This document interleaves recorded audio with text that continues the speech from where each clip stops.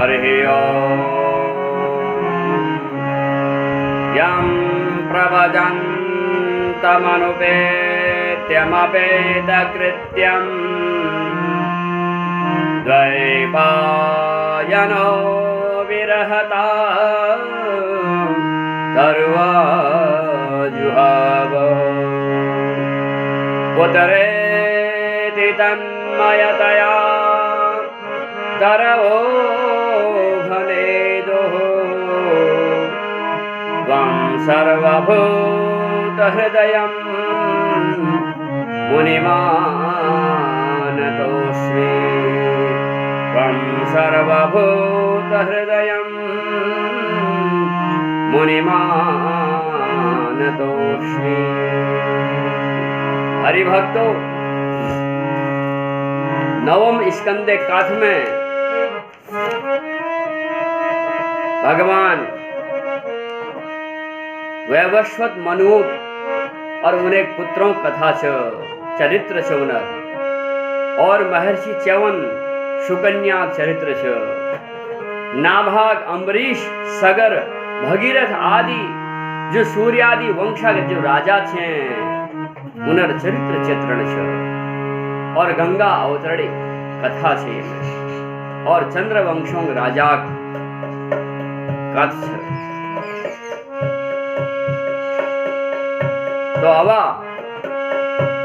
ये क्रम में हम आज श्रीमद् भागवत सप्ताह के मध्य में अब भगवान एक लीलाओं गुणगान करबे गंगा अवतरणी कह तुम को सुनाना।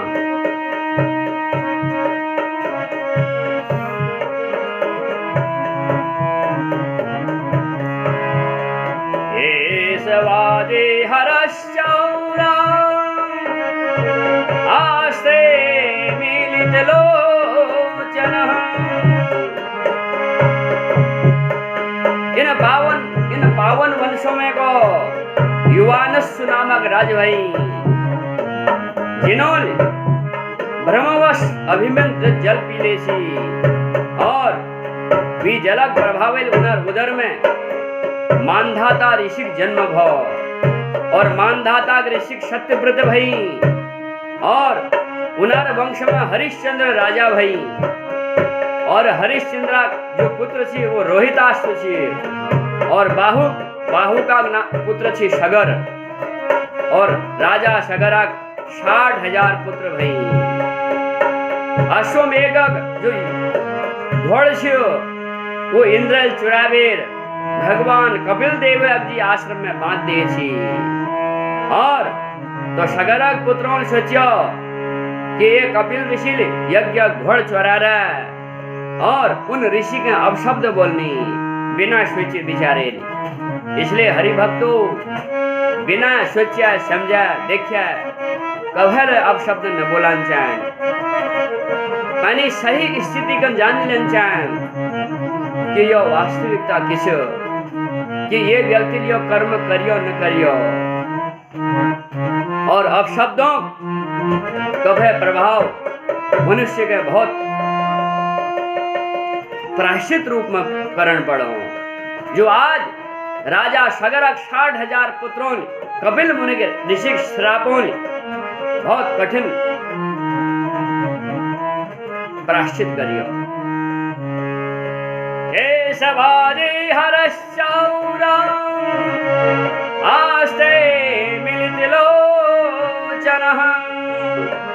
अरे को यो पाखंडी देखा हमार घोड़ का चुरावे रो और घोड़ चरना रो सामने में और आंखा बंद कर बैठ रहो ध्यान लग रहो।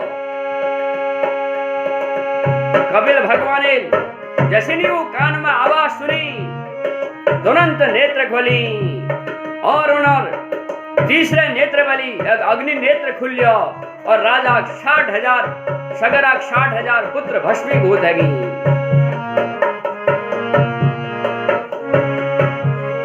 महाराज भगीरथ जी प्रार्थना करी, हे मुनि हमको माफ करा, जाने अनजाने में हमारे पितरों पूर्वजों जुले अपराध कर दे, वी क्षमा प्रार्थी छा। अब बतावा कि इन जो भस्म है कि तुम्हारे श्राप इनर उद्धार कशिन होल। तब कपिल मुनील को, अरे भगीरथ, अगर तुम भगवान नारायण भगवान शंकर जी अगर घोर तपस्या करा, ब्रह्मा जी घोर तपस्या करा, तो उनरी प्रभावे गंगा जी स्वर्गवती धरती पर आली।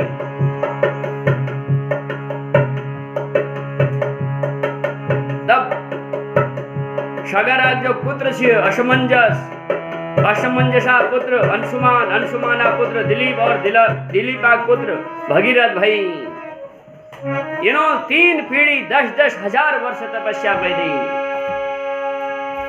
हरि भक्तों, द्वापर त्रेता युग में सतयुग में उम्र ले 10-10 हजार होची। तुम अनुमाने लगावा जय युग में जय राजा 60 हजार पुत्र पैधुन्य भय, तो वो युग में उम्र कति न हो, तो 10-10 हजार कबीर अंशुमान राजा सगर इत्यादि इन्होंने सबों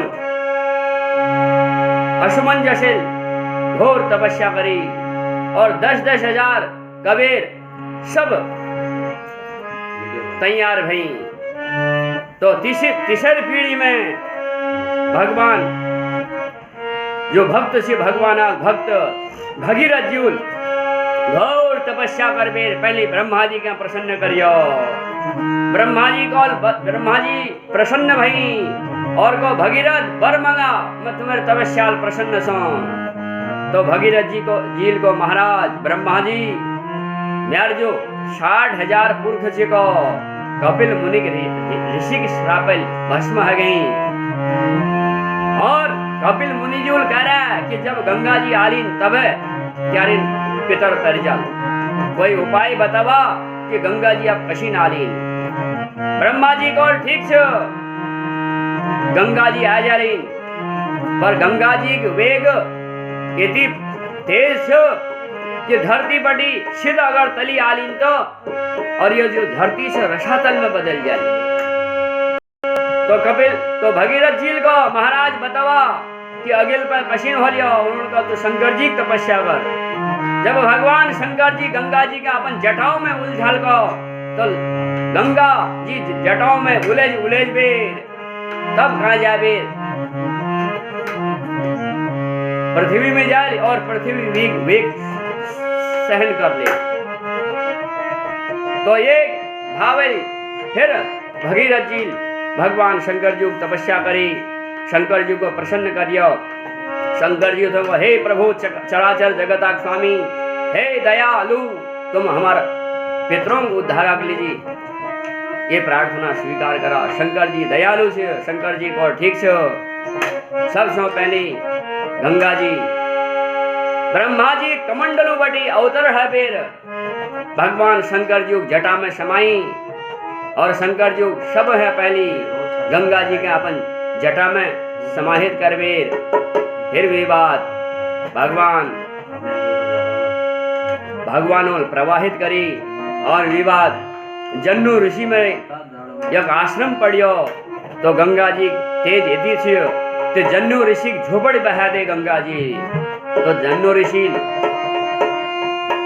पहली ऋषि कह दी तपस्वी से वे गंगा जी के सार पी ले, वे प्रवाह जल्दी से अपन पेट में बना ले।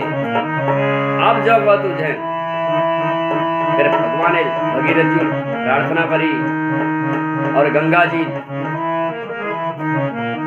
ले प्रार्थना करी। तब भगवान जन्नू ऋषि जानू बटी गंगा जी प्रवाहित भई और भगवान विष्णु को पांव बटी जैसा कनी विष्णु पदी विष्णु दहिने अंगूठा बीज बटी हिमालय जहाँ बद्री केदार गंगोत्री जमुनोत्री छे वे हिमालय उत्तराखंड देवभूमि बटी गंगोत्री धाम बटी गोमुख बटी प्रवाहित हवेर ऋषिकेश हवे जहाँ भगीरथ 60,000 पुरख तर श्रापेल भस्मीभूत है जे सप्त ऋषि में वे सप्त ऋषि बटी अगिल के वे जावे सागर में समाहित है। तो कौन आदर्श ते गंगा जी के ये स्वर्ग बटी धरा में लौन बटी बधी 1000 वर्ष तपस्या करने पड़े। तो भक्तो भाव कौन अर्थ यश कि ये धरा में ये पृथ्वी में बिना तपस्या क्या न मिलन। अगर मनुष्य को एक झोपड़ले बनौन भय वीक लीजिए घोर तपस्या करन पड़े। जो व्यक्ति पुरुषार्थ ली और अपन मन ली तपस्या करबे कोई ले कार्य करो तो भी सब कर्म सिद्ध होनी है। तो आज गंगा जी कृपा प्रसाद ली भगीरथ जी 60,000 पुरख तर गई और भगीरथ जी धन्य है। तो भक्तों हरिद्वार तीर्थ में गंगा तट पर जुले भक्त लोग अपन पितरों के लिए कोई ल क्रिया करोनी वो पूर्ण रूप से एक जो पितर हैं उन तृप्त है जानी। गंगा युग पृथ्वी पर अवतरण मात्र भगीरथ तक पुरखों का लीजिए भाई संकल्प से भगीरथ युग। तो जयगले पितर कभे स्वप्न मोनी प्रसन्न नशे कोई घर में अशांति से उनर कल्याणक लीजिए उनर तारक लीजिए हरिद्वार गंगा धाम में जरूर उनर लीजिए पितृक्रिया भक्तों जरूर कराया। अगर पितृ प्रसन्न से सब प्रसन्न से क्योंकि हमारे उपज पितरों की कृपाल छ आज जुले हम सा पितरों की छ। तो ये क्रम में गंगा जी सूक्ष्म कथा में तुमको सुने। अब अगिल का चलना यज्जल स्पर्श मात्रेण ब्रह्मदंड हताभिः सगरात्मा जदं देवं जगमोह केवल देह भस्म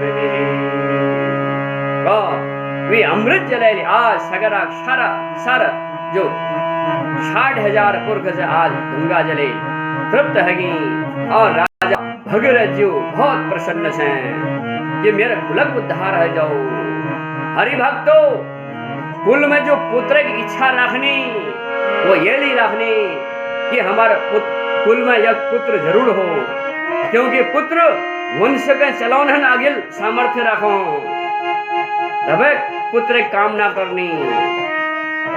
इसलिए अपन पुत्र धर्म का निभावा और हरि स्मरण करवे अपन जीवन के सुनाम धन्य करा। बोल गंगा मैया की जय।